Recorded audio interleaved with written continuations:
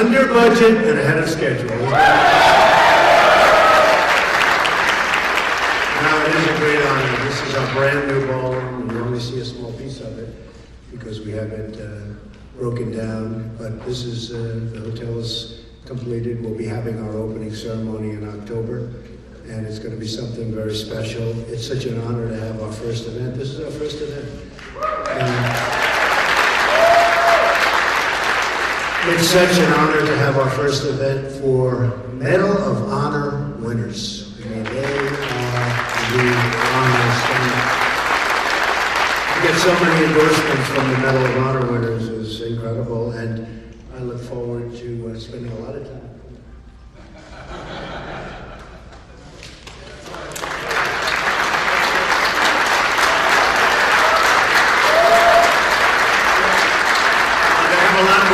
Than I do, of course, all the time. But it is such an honor to have this particular ceremony be the first ceremony, because I think when the hotel opens officially, it will be one of the great hotels anywhere in the world. And I want to thank the GSA General Services. They have been spectacular. These are spectacular people. These are tremendously talented people. All of the workers, all of the construction folks, all of the managers, the hotel staff. Amazing how good our country can do when we want to do it. But we have put in tremendous amounts of work and energy and money. And I really believe, I said this will be the best hotel in Washington. I think it may be one of the great hotels anywhere in the world. That's the way it goes. So really honored that this is our first event.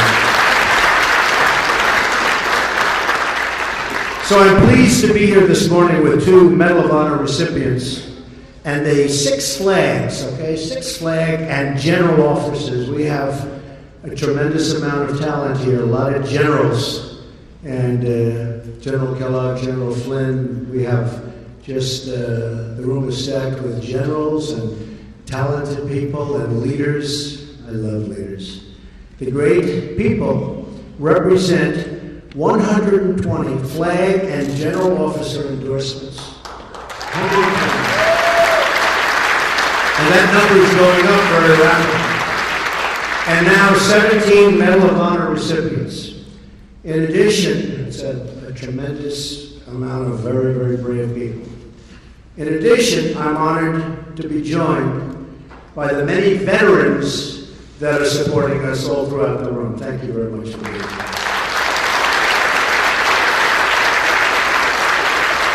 I'm also honored to have a Gold Star wife, Jane Horton, here. And Jane is with us this morning. Jane, where is Jane? Please stand. Thank you, Jane. Thank you.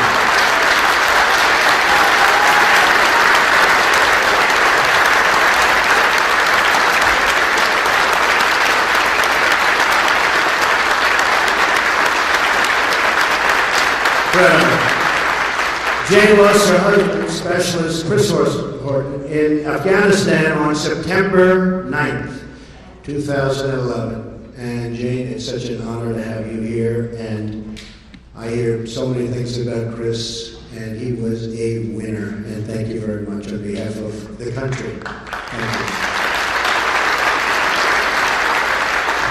you. It's incredibly humbling to be in the company of these real and true heroes. I have the privilege to introduce our first Medal of Honor recipient, Mike Thornton. Mike is a retired United States Navy SEAL, a tough cookie, and a recipient of the United States military's highest decoration, the Medal of Honor, for his actions in Vietnam, the Vietnam War. In addition, he is the recipient of a Silver Star, 3 Bronze Stars, and a Purple Heart. I'm proud to have him on my team. Such a great honor for me. And also fellow recipient Bob Patterson, who likewise has the Medal of Honor, who is also here. We have 17 Medal of Honor recipients. and they've all endorsed me for President of the United States.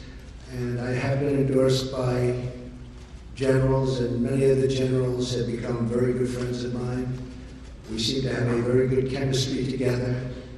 But even the generals admit there is something very special about Medal of Honor recipients. So, Mike, if I might ask you to just say hello, come up, say a couple of words, and thank you very much for being here. Anyways, now go, stop, don't even know more of that. This is all about getting the word out there. I have known Mr. Trump since 1986, and when it wasn't fashionable to support the military in 1986, some great people like Donald Trump and Zach Fisher, and then we bought the USS Intrepid there, and he supported us back in that period of time. You know, ladies and gentlemen, the medal I wear so proudly around my neck, I do not deserve the medal, never will feel I deserve the medal, but it belongs to every man and woman who's ever served our great nation of America. Because, ladies and gentlemen, freedom is not free.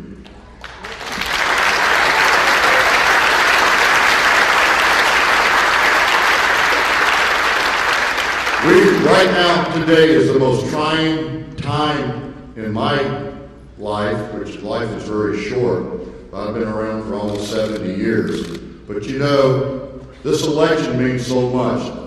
We do not need any more bureaucratic leadership from Washington, D.C. We need true leadership from the top. Mr. Trump has never failed in anything because he listens to his advisors, he listens to his people. For the last 8 years, our president hasn't listened to anybody. And that's the reason why we've lost CIA directors, we've lost Secretary of Defense, and many, many general officers have dropped out or resigned because of his leadership. We cannot stand for 4 more years of leadership like that. We need somebody who's going to lead from the front like Donald Trump.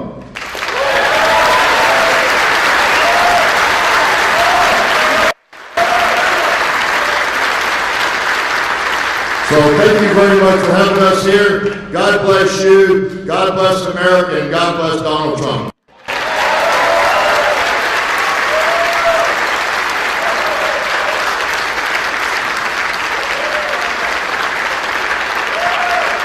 Let's first introduce Bob Patterson, my good friend for 45 years.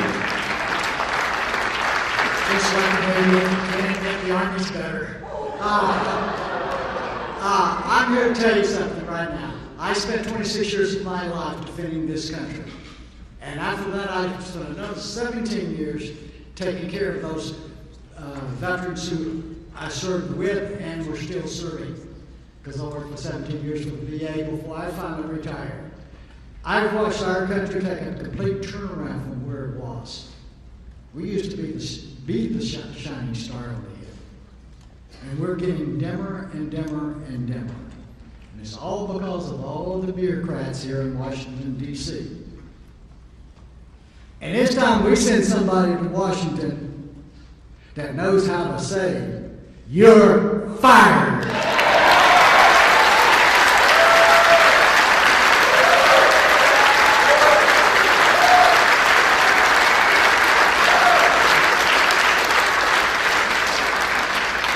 The gentleman I'm going to introduce is Major General Zapata. He is the CEO and President of the United States Mexican Chamber of Commerce based here in Washington, D.C. He's held service, served on many commissions under Presidents Nixon, Ford, Reagan, and both the Bushes. General Zapata entered the military in 1964. And he has numerous awards and decorations, including Silver Star, 5 Bronze Stars with V for Valor and Purple Heart.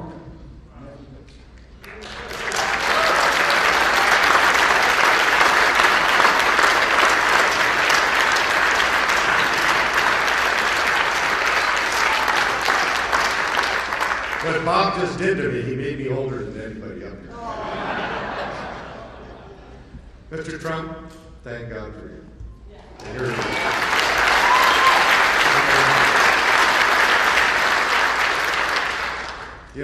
being a Vietnam veteran and serving all the way through the Iraq and Afghanistan war of the Department of Defense as the chairman of the Reserve Forces Policy Board, where half of the military that we deployed to that region 15 years ago, and we're still there, were National Guard reservists. And when they came home, they couldn't use the VA because they were not veterans, because they were still part of their reserve and National Guard unit. I know the next President of the United States, Donald Trump, will fix that.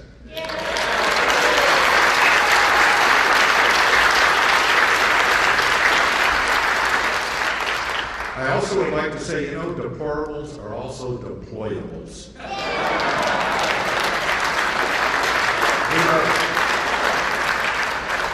Ladies and gentlemen, it is an honor for me to be here in supporting the next President of the United States who will lead from the front, who has the kind of leadership that we need, is not afraid to make that decision. Ladies and gentlemen, I'm really honored to be with Donald Trump, and I'm all with you.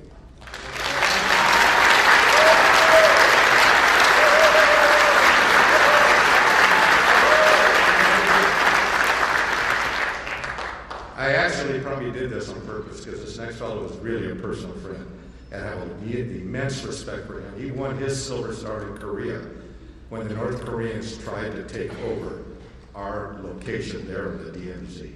So he's a very special warrior. He is a Major General. It's my honor to introduce you to Major General Bert Mississauga.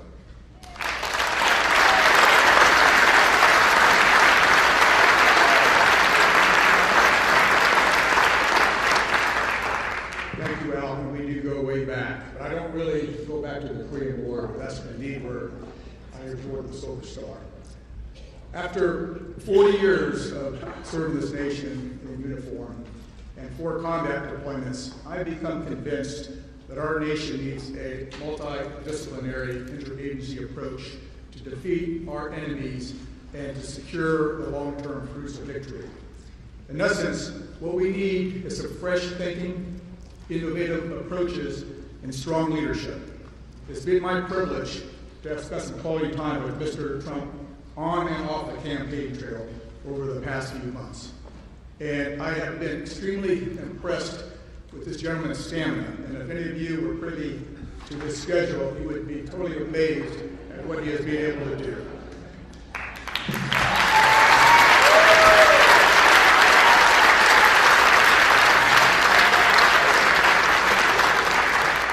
In addition to his stamina, I've been very impressed with his intellectual curiosity and his raw intelligence and his energy and his enthusiasm and, yes, indeed, his temperament. He's got the right temperament that we need in the White House.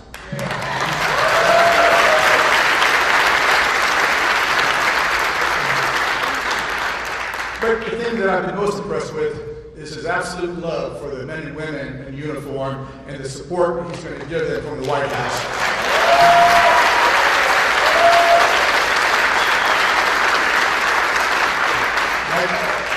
I can guarantee you that somebody overseas and that their families make at home will not be in vain, in addition to the billions of taxpayer dollars that we spent supporting them. And that's why I stand by Mr. Trump to be our next Commander-in-Chief.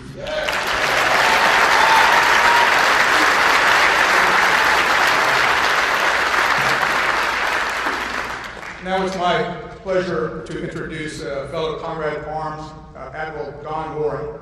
He's a Naval Academy graduate in the class of '74.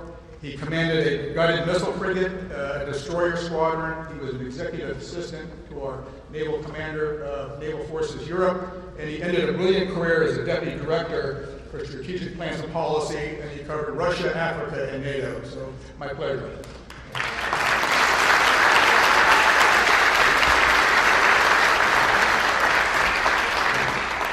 Well, thank you, everyone. We are a group of national security professionals who dedicated our lives to the security of our nation, as deplorable as we are. We are not a political group, but we are a national security group that has chosen to support a political candidate. The series of discussions you've all listened to Mr. Trump have deal with national security. National security is not solely about the military. It's comprised of many facets: defense, diplomacy, development, economic security, energy security, border security, cyber security, homeland security. The logical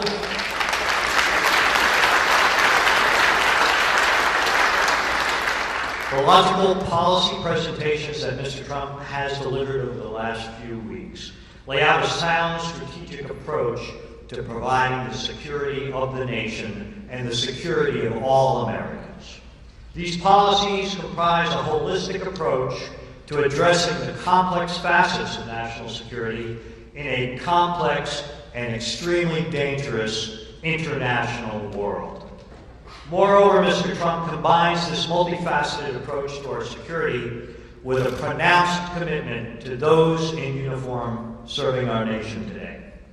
And in fact, all veterans who have worn the cloth of the nation. And that commitment extends to the families of those who have served. For as all of us in this room know, their sacrifice has been as equally difficult, if not more so, than our own. George Washington said, "The willingness with which our young people are likely to serve in any war, no matter how justified, shall be directly proportional to how they perceive veterans of earlier wars were treated and are appreciated by our nation."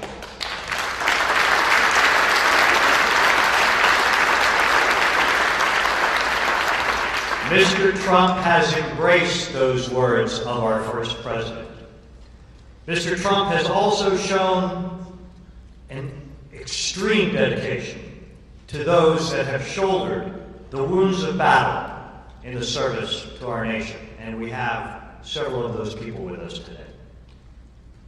And he has committed himself to the words of President Abraham Lincoln, words that are emblazoned in the motto of our Department of Veterans Affairs: "To care for him who shall have borne the battle, and for his widow and orphan." This is why all of us here are assembled to support Donald Trump for president. We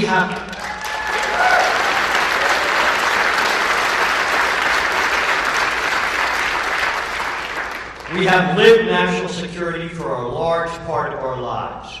We understand how a strong economy, cooperative governance, combined with skilled diplomacy, sound energy policy, sound alliances, and a united American public, all defended by a well-trained, appropriately funded, fully committed, and technologically unsurpassed military, come together to make America strong and make the world a safer place.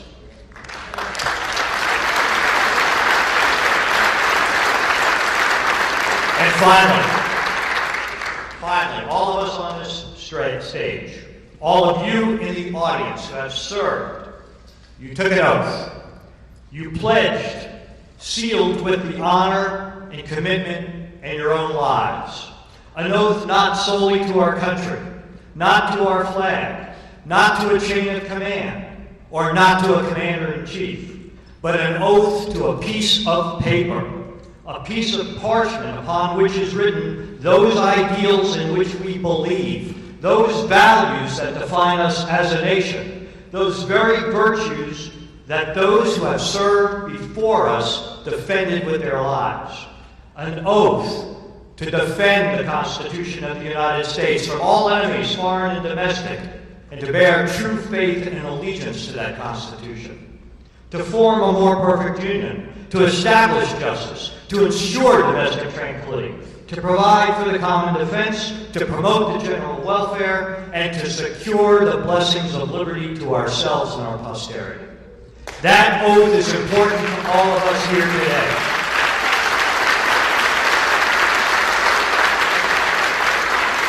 That oath remains the cornerstone of our lives long after we have taken off the uniform. That oath is important to Donald Trump. And he, in fact, will take that very same oath on January 20th, 2017.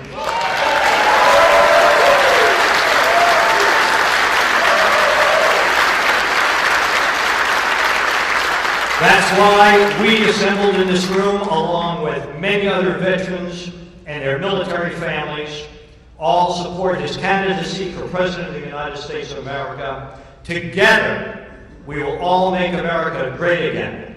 Thank every single one of you for your service to our nation, and may God continue to bless our United States of America.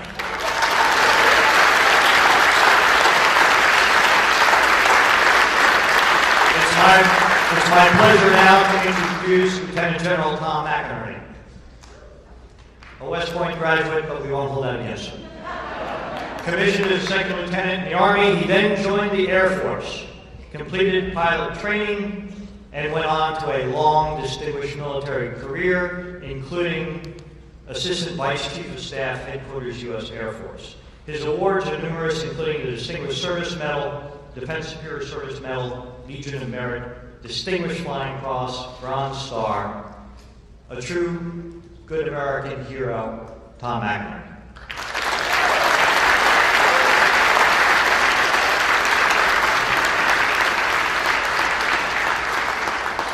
Thank you, Don.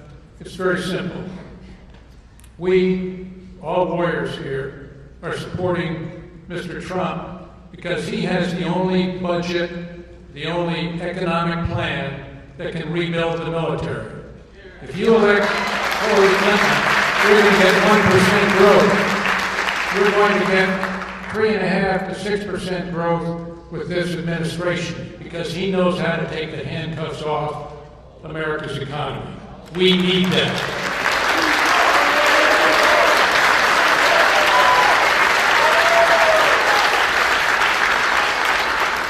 Make it very clear to the American people, there is only one candidate that can rebuild the United States military and make us great again. Now, it's my distinct pleasure to introduce Lieutenant General Keith Kellogg, who is on the national security part of Mr. Trump's team. He's doing the transition team for defense and VA affairs. Keith had 2 tours in Vietnam, the 101st Airborne Division, and then with Special Forces. He has a very distinguished career, culminating in the commander of the 82nd Airborne Division, the All-American Division, and finally finishing up as a J6 in the Joint Staff because the chairman wanted a warrior. Keith is a warrior. God bless you, Mr. Trump, and God bless America. Keith Kellogg.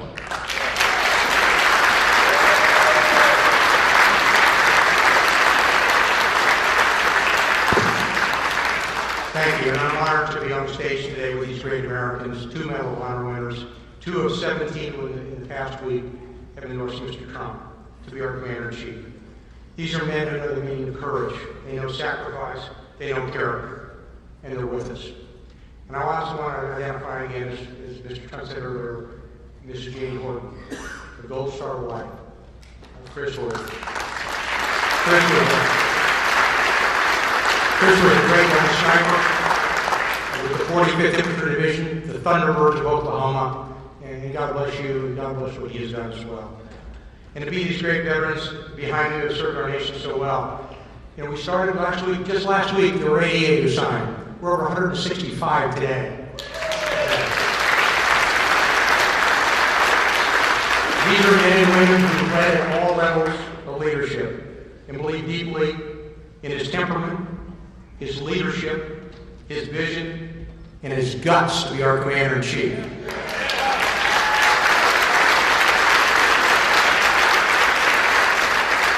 For those of you watching, let me tell you a little bit about the people who support him, the people behind me, and the people who are not here, and to the millions of Americans who hopefully are watching.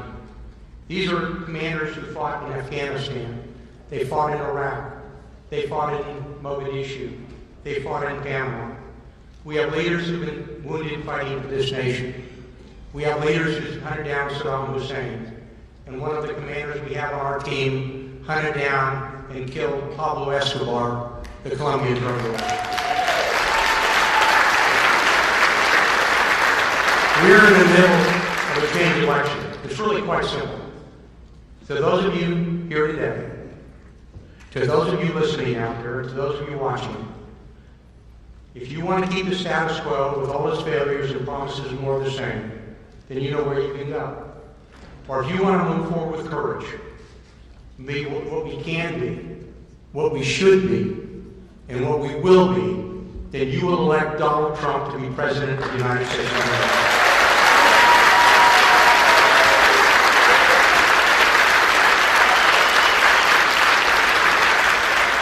To those of you watching, join with us on this stage. Join those millions who've already stood with us in the past months to carry this man, and with him, our nation, to victory on 8 November. God bless you. Thank you.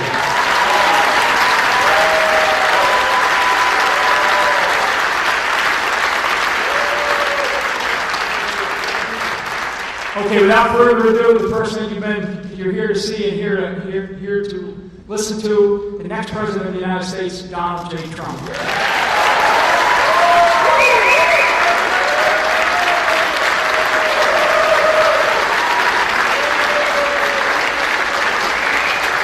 Thank you, everybody.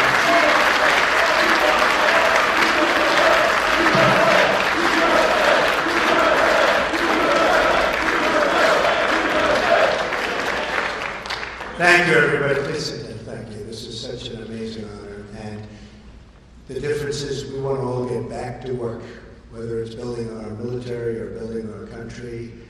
We have to get back to work. We have a lot of work to do. We've been very much left behind. Speaking with the admirals and the generals and all of the military people, we talk about the word depletion.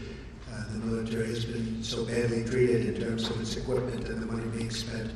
And this is a time where we need our military perhaps more than ever. When you look at the number of ships, you look at the number of military personnel, you look at the numbers are setting records for all-time lows. We can't have that. There's a world out there, and it's not nice to say, but there are a lot of very, very evil people heading up some potentially very strong countries. We have to be prepared. We have to keep our country so great and so strong. And that's why to have all of the support from so many generals, so many admirals, people I respect so much. They're smart, they're tough, they know what's happening. And I believe in them totally, and that's why the fact that they believe in me is one of the great honors of my life. So I want to thank everybody.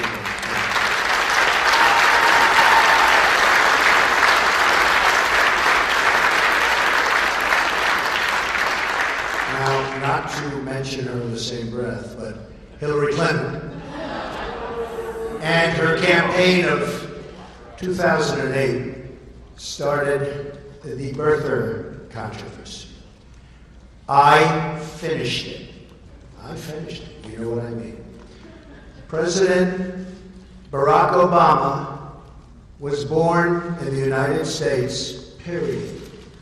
Now we all want to get back to making America strong and great again. Thank you. Thank you.